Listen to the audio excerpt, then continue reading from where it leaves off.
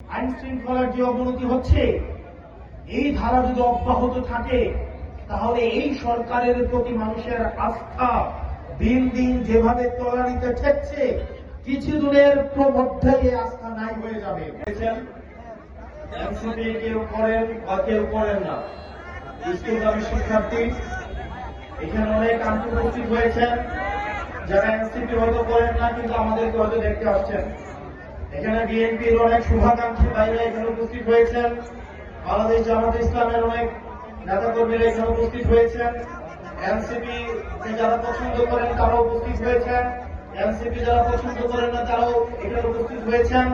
আপনাদেরকে সবাইকে আজকের এই প্রোগ্রামে আমি স্বাগত জানাচ্ছি। প্রিয় মেঘনাবাসী, আমি যখন আজকে এখানে উপস্থিত হয়েছি আমাদের খুবই কাছের একটা উপজেলা, আমার বাড়ি দেবিদ্বার, এখান থেকে খুবই কাছের, আমরা একই এলাকার মানুষ। আমার মাহবুবের আজকে এখানে উপস্থিত আছেন। আপনাদের সবাইকে আজকে একটা বিষয়, আজকে যখন আমরা এখানে উপস্থিত হয়েছি আমরা বিভিন্ন জায়গায় দেখতে পাচ্ছি যে আজকের প্রোগ্রামে অনেকেই বলছেন এই সরকারের অনেক গুণ, 3 মাসে 4 গুণ। এখন এই বিষয়গুলো আমরা বলতে চাই না, আমরা এত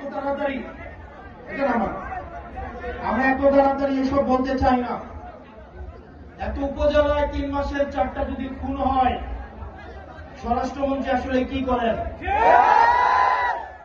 স্বরাষ্ট্রমন্ত্রী উনি মাঝে মাঝে প্রধানমন্ত্রীর পক্ষে কথা বলেন, উনি মাঝে মাঝে অর্থমন্ত্রীর পক্ষে কথা বলেন। আসলে ওনার মন্ত্রণালয় নিয়ে ওনার কোনো চিন্তা নাই।